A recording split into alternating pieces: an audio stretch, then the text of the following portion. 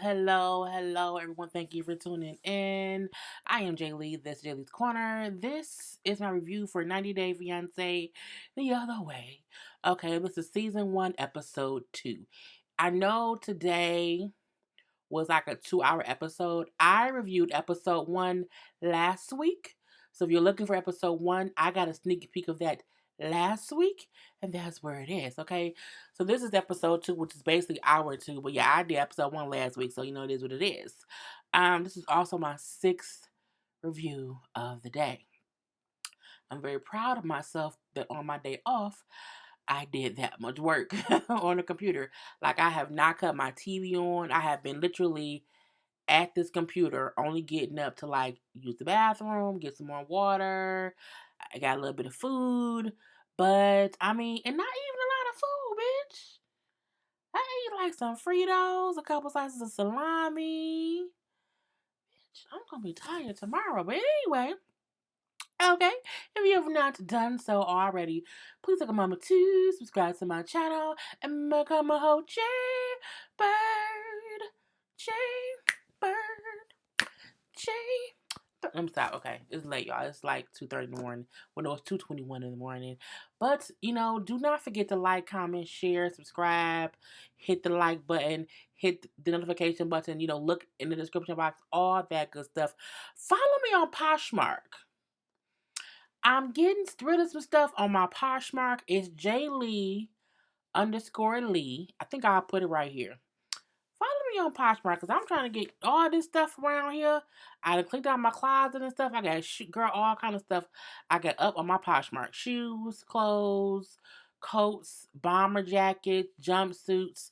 I only put up like maybe 12 items, and I have like 50 more things to take pictures of and put up.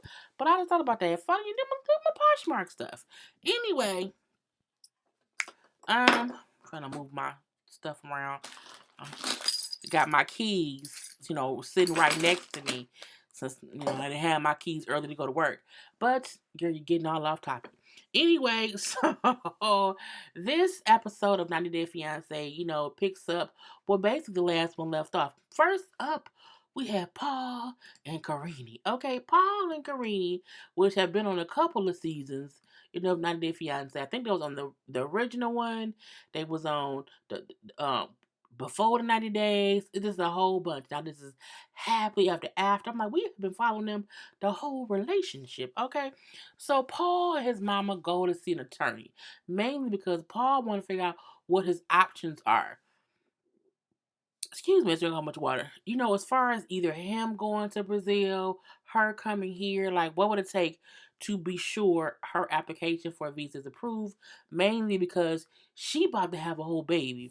And he's like, what do I have to do to see if her visa can be approved before our baby is born? You know what I'm saying? What can I do? Because my wife is pregnant. She lives in Brazil and I want her to have a visa before birth of my baby. The lawyer brings up like, well, by law, you would have to be able to support 3 people, yourself, your wife, and a child. He says, and by law, you would need to make at least $26,000 a year. And that's like before taxes, if I'm not mistaken. You know what I'm saying? And that's about, like $2,000 a month before taxes. Not after not your bring home. Like that's just how much your W-2 needs to say. Okay? Before taxes. He was like, wow, that's a lot. And I was like, oh, when he said that's a lot, that reminded me, people out here, because he's 35 years old, people out here don't make that much money. Like, I never think about it like that. You know what I'm saying? I'm like, damn, because he was like, that's a lot. And he then, he's like, well, if that's the case, then we would need a sponsor. And he looked at his mama, and she was like, well, I can't, things are already tough, so we can't do that. You know what I'm saying? No, we already have a money issues. And I'm looking like, oh shit. And she like, the issues. We can't sponsor. We can't do that or whatever. So he like, my only option is to move to Brazil because if she can't come here, I have to go there. So then he in the car with his mama. Or they on the what is no they before they get to the car, he do say, it's very disappointing that I'm 35 years old and I can't support my wife and my child because he taking odd jobs around the farm to do farm work. And I'm looking like, well, could you afford her before you went there? Like, were you ever like financially stable? I always wonder why people who are not financially stable here in the States look for people to be with out of the state. You can't take care of yourself. What is going on with you? Where I don't get it. Anyway, in the car, he do say to his mama how it's crazy that you won't sponsor her. Like, you know what I'm saying? She's your daughter-in-law. She's pregnant with your grandchild. You know what I'm saying? Why won't you sponsor her? You know what I'm saying? Even, we've been married for a year and we're having a baby. The mama like, bruh, I'm sponsoring you. Basically, meaning you don't have no job. I'm having to take care of you. And even though in the lawyers obviously said, like, I would make sure, you know what I'm saying, I have somewhere for us to live and I can do this and do that. You ain't doing that now. So when mama said, like, I'm sponsoring you basically, so why would I want to bring a whole other adult and a baby over here for me to have to pay for? Mama has sense. All the common sense in the world because that's common sense. Why would I sponsor Karine when I'm sponsoring you? Doesn't make any sense. You know what I'm saying? He brings about, if you don't sponsor her, I'm gonna have to move there and be gone forever. I'm gone forever, mom. I'm like, Stewart, shut your ass up, Stewart. Yes, he's acting like Stewart. Oh, Stewart. That's what he act like, in my opinion. Anyway, she like, look, you chose this life. I didn't choose this life. I told you before, don't do that. I told you don't go. I told you don't marry her. I told you don't get her knocked up. You chose this life, not me. Well, I still think it's wrong. And she's like, well, that's fine. But again, you chose this life, not me, bro. Leave me be. So we then see him at the house packing up to move to Brazil because he like, I gotta pack up everything and just go. I gotta whatever I can't pack up within these five, big old bags or whatever. I'm not gonna take with me. He got a bulletproof baby carriage to wear around his chest. I'm like, a bulletproof baby carriage and hold it. What? And he said, cause it's safe. He said, cause it's dangerous over there. The mama says you got a bulletproof vest thing for you and a baby, but someone could shoot you in the head. He's like, yeah, it's the worst case scenario. I'll get shot in the head. I'm like, where? Yes, that's the worst case scenario, brother. What is wrong with you? So he's packing up things because Karine says she needs specific things for the baby. I think that makes sense. I agree with that. So I'm like, they drive into the airport. He's like, I never expected when I met Karine, before that I would ever be or I would ever have to move to Brazil. I always assumed that she could just move here. Well, that's what you get for assuming. You make an ass out of you and shit. Okay? So the mom like, I'm gonna miss you. I'm really gonna miss you. So it's gonna be different when you've been gone. I'm a bit sad, but it is what it is. Y'all know my boobs be doing the thing on their own, y'all. I don't be trying to fast y'all, nothing like that. So we see that he gets to the gates, okay? And he has these big, huge bins, five of them basically, that he has usually always been able to take to Brazil. However, they like, was it? It was some word that kept saying, I can't think of the word is, I didn't write it down. But for some reason, he can only check two bags. It's some kind of ban on all the flights, okay? All the flights that no one can check more than two bags, even if you've always taken five. They then said, well, if you have an issue with that, you can call this number and they can tell you what they're going to do. He calls said number and they still like, it's two bags, sir. It's two bags. And then he's only out like for 30 days, they're not allowing anyone to bring more than two bags for these 30 days. So his option is to take two bags, even though he has stuff spread out between all five. And he mad at his mama. What, mom? I'm so frustrated, mom, because she like, well, just pick two bags, and well, I'm not coming back. I'm not coming back, and she's like, well, just take the things you need, honey. It's okay. So he pissed at her just because she's saying like, if you could only take two bags, take two bags worth of stuff with you. Which two bags you want? You want me to unpack it here? I can unpack it here. And she's like, no, I'm just trying to tell you. And so he's saying to the people like, because he can't take five bags, can he switch flights? They say you can switch flights. However, the amount it's gonna cost. he ain't got it. You wanna know why? Because he don't even make $26,000 a year. He can't afford it. So at this point, he's really pissed because one, he has to wait 30 days because he can't go without all this stuff. Two, he can't afford to change flights. He can't get a refund on his ticket, so that pisses him off too. And the mama like, well, if you just go, I'm sure Karine will be happier for you to come there than for you to not come at all. And he just like he not hearing it. He just so pissed off. You don't get it. I'm not coming back. I can't. What do you want me to do? What do you want me to do? I'm like, why are you mad at her? None of this is her fault. None of it. But he's so frustrated, he just keeps going on and on and on. So he ends up carrying stuff back to the car and he's pissed. I can't afford a ticket. I can't afford this. I have to wait 30 days. I can't go. Wham. Bitch, I'm a baby. Bitch, I'm a baby. I'm like, oh my God, he get on my goddamn nerve. And in the car, he's even more rude to his mama. I don't care. I hate my life here. Y'all don't support me. Wham. I'm like, so this is who Karine would complain about and say, this is how he acts when he's upset. Whatever we see him on camera, we've never really seen, well, I haven't. I have not seen him upset to this degree. And I'm like, this is what Karine meant. Like, when he gets mad, he gets frustrated, he gets really mean and evil. He was mean and evil to his mother, okay? To his mother. Okay, I'm like, you old asshole ass motherfucker. So, we shall see what else happens for them. Okay, enough of Paul and Karine. Next up we have Tiffany. So Tiffany, we know, is marrying that dude Ronald. We don't see much of Ronald this episode. This is much of Tiffany. So Tiffany is saying how she's going to, she marrying Ronald. He's a whole criminal. Last week I could not remember the word criminal or felon to save my life, and I don't know why. But Ronald is a whole gambling criminal that's fresh out of rehab, okay? And that's what she plans to marry. So we see that she's basically meeting with her mom and her sister to tell them about his issues. Because again, they don't know. And her and this man get married in about 2 weeks, okay? So she brings up how about 2 days after he proposed that she found out he was a gambling person. He was gambling a whole bunch. How he had to go to rehab, how, out the blue, it got really bad. He cut his phone off, he cut this off, he cut that off. He kind of cut off all communication, and it was just bullshit and fugaziness all up and through. And so she brought up how at the time it was so bad she didn't know if they would make it. It was just too much going on.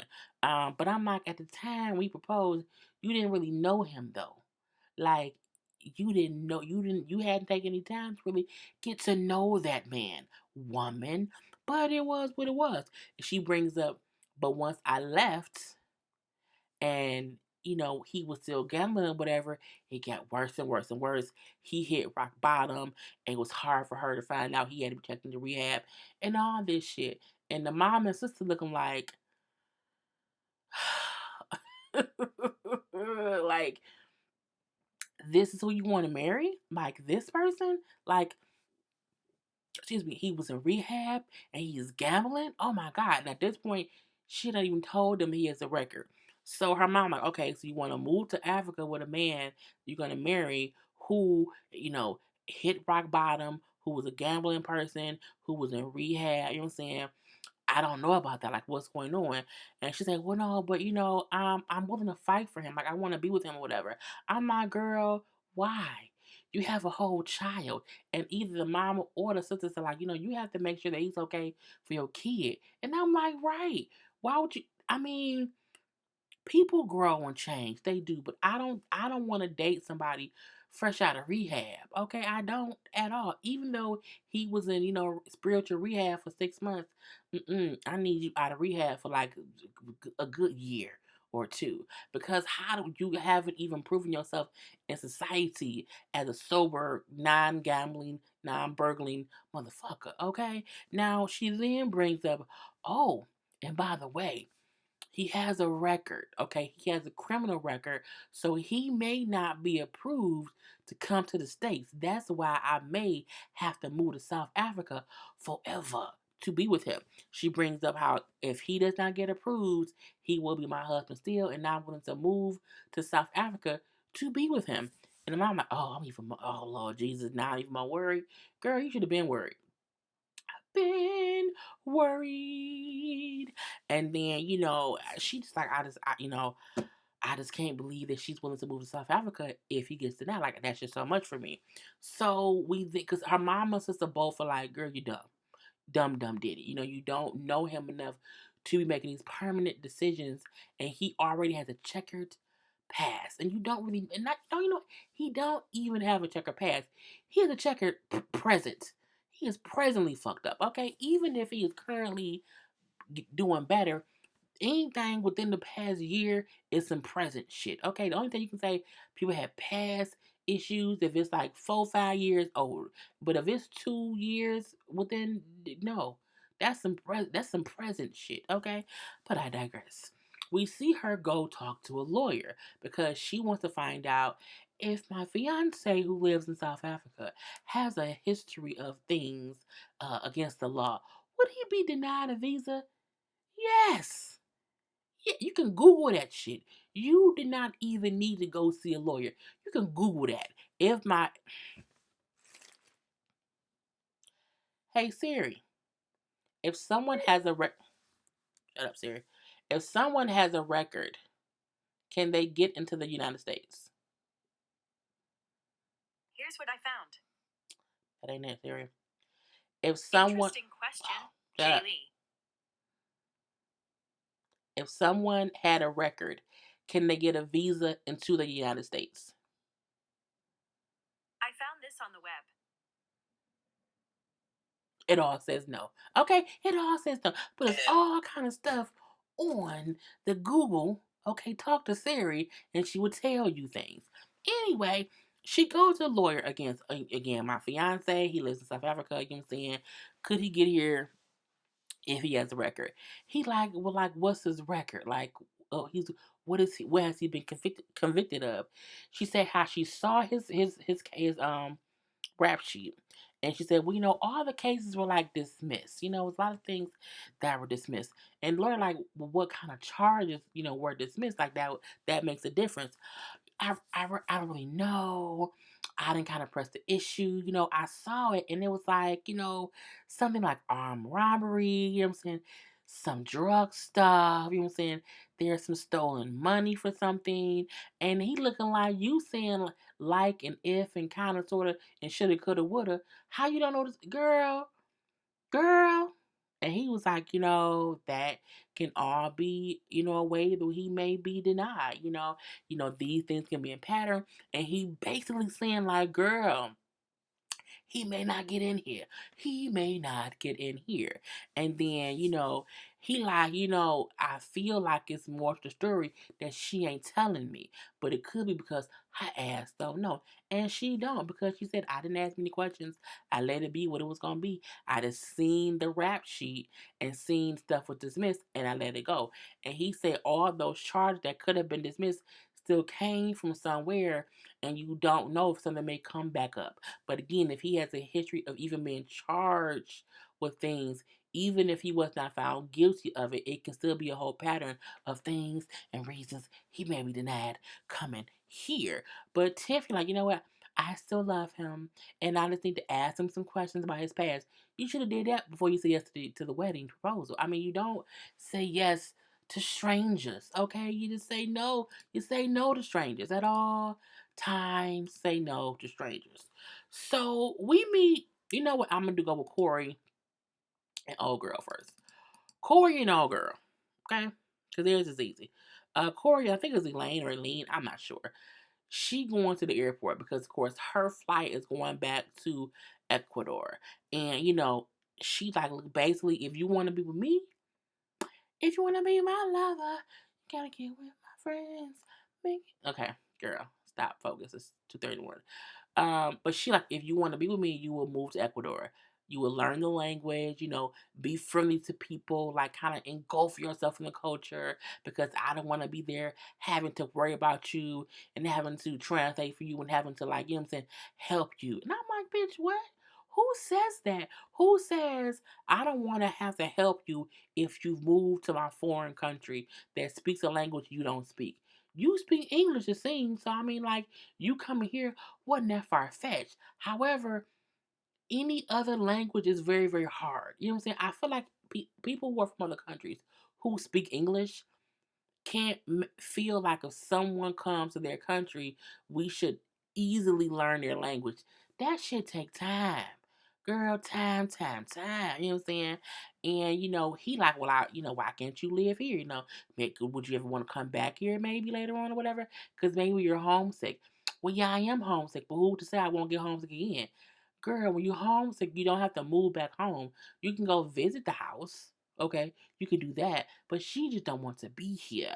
And she like, look, I don't care what you say. I'm going home, and if you want us to work, you need to come with me. You need to pack up all your shit, give up your whole life, and come be with me. And so, for the most part, he like, damn it, man, I'm gonna really have to move to Ecuador and live in the mud with pigs. So that's what we saw when they showed all the time. Anyway, she then say, so you gonna send me home with no money? Like, oh, you a gold digger. Okay, okay. So he pulls over to the bank. He takes out $500. He says, "This is the most I can get out the ATM machines. Here you go $500." Now he's already given her 40 grand, and he says, "People may think she's using me. People may think that she's only doing this, girl, your boobs. People may think she's only doing this to get my money, to do whatever over there in that country. But she loves me, okay, and she's not using me. I love her. I love her. If you say so." So, they get to the airport, they say their goodbyes, and she's like, I'm worried he may not come. And he's like, I'm worried I may have to go. But he say he love her and he gonna move heaven and earth. He gonna move to Ecuador and be with her. I said, well, you like it, I love it, but I wouldn't do that shit at all. Not me. No, thank you. So Summit and Jenny. Now Summit, this is Summit. No, this is Jenny. That's Jenny. That's Summit. Okay? Now Summit is the one who catfished Jenny and told her that his name was Mike Jones. Who? Mike Jones, and gave her a whole fake picture. But he brings up he did it because, I didn't think she would like me. So he is 30 years old. He lives with his parents in India. He brings up how if he gets married, his wife would end up living with him and his parents as well, because that's like the culture over there. When per se they all be in the same house in the same community is what it is. So we see he works in a call center for some electricity company because he said, I'm calling for your electricity company. I don't know which one it was. He brings up how the reason he got the name Mike Jones was because at his job, the person before him who sat like in his cubicle, because he said in India, when they work at the call centers, they spend all their day talking to Americans, in the States. And he's like, so they're required to use like an American name, an American type name, or like a Western name. He says a person who was in his cubicle before him went by the name Michael Jones. He says, so I became Michael Jones. And I said, well, okay, but you don't sound like a Michael Jones. Anyway, he brings up how he, was online because he works late nights, so sometimes he don't have time to meet people in India, and he was online, and that's how he met Jenny. He said, I seen Jenny. I know Jenny is older, but it's fine because I like white women. And I was like, okay. Oh, okay. So he brings up again. They were talking for like 4 months. He was falling in love with her. And so he confessed that he was not Mike Jones. He was, in fact, Sumit. He said, we video chatted. And the first thing he said was that I looked adorable. He said, no one has ever told me that I was adorable. And I was like, aw. He said, not even my mother. And I'm like, aw. So I feel like he's a person no one has ever maybe made him feel like he's a good person or he's cute. You know what I'm saying? It could be that his teeth are a little bit weird, a little bit crooked, but everybody has, some people have weirdness with their teeth. Teeth are just teeth. But, he said, but he still love her. He brings up how after she said he was adorable, they kept talking or whatever. And I'm like, oh, okay. He brings up how his parents, when she came to visit before, his parents didn't like it. Didn't like it at all. And told him that she had to leave. And if he didn't have her leave, then he would have to get out. He said, and then I was young, I know what to do. So, she had to leave. It was the hardest thing I ever had to go through. I'm like, oh, he care. He was crying and stuff. Oh, okay. So we then see him out with his friends, chit chatting, talking. He then tells them, hey, guess what, guys? I'm getting married. They like, to who? Like, what's going on? He says to Jenny, they like, Jenny. That Jenny? Jenny? And he's like, yeah. They're like, how old is she? He's like, well, she, like double my age. She's 60. And they was like, okay. Okay. So they bring up how again she visited one time and she hadn't been back since. So they did not know that he was still talking to her. But he was. And they say, so like, are you going what did your parents say? He said, I'm not telling my parents. They're like, oh, I can't believe that. I can't believe that.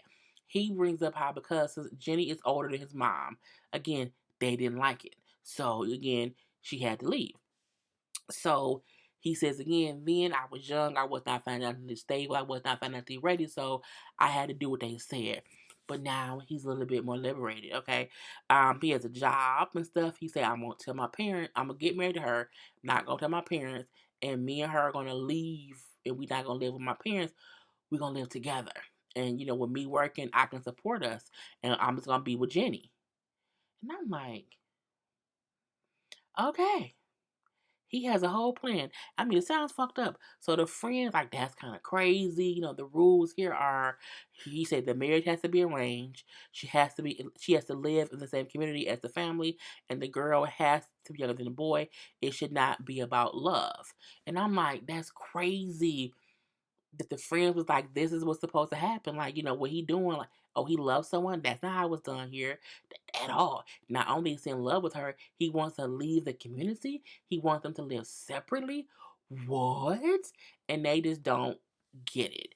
He brings up how, cause the friends then say, like, what if she comes here, like, and she doesn't like mesh? Like, what if she come here and then she wants to go back home because she don't speak the language or it's just not a good place for her. Like, she might not get along with people and things like that. And he's like, well, I never thought about that. Like, what if she's here and, she isn't happy?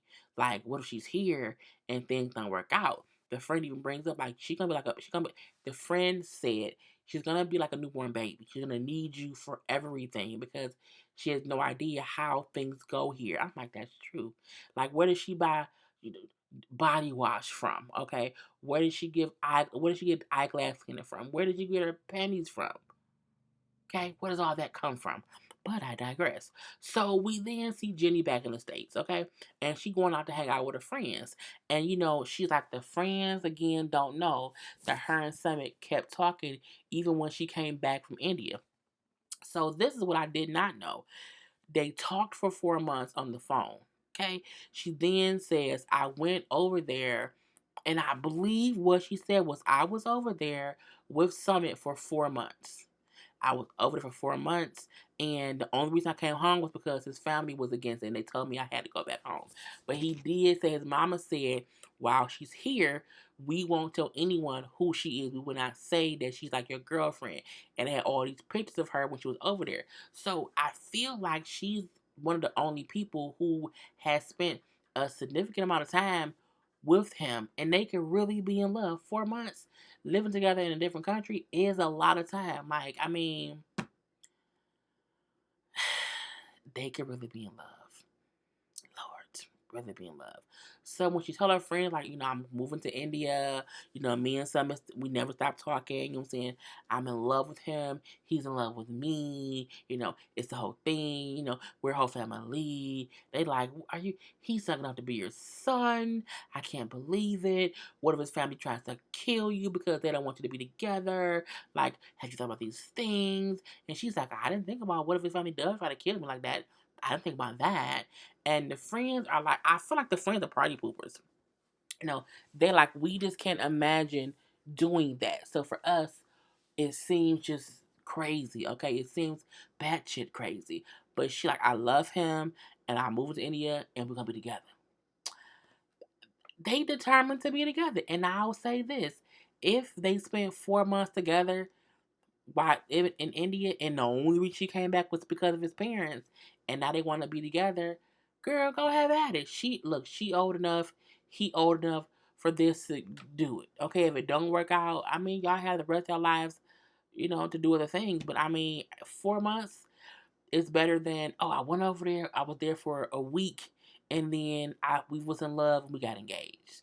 That's stupid. But if y'all talked over the phone for 4 months, you then went over there and seen him and was with him for 4 months, that's a whole relationship. You know? Anyway, that was the whole episode. I hope you guys enjoyed. I'll talk to y'all later. Peace.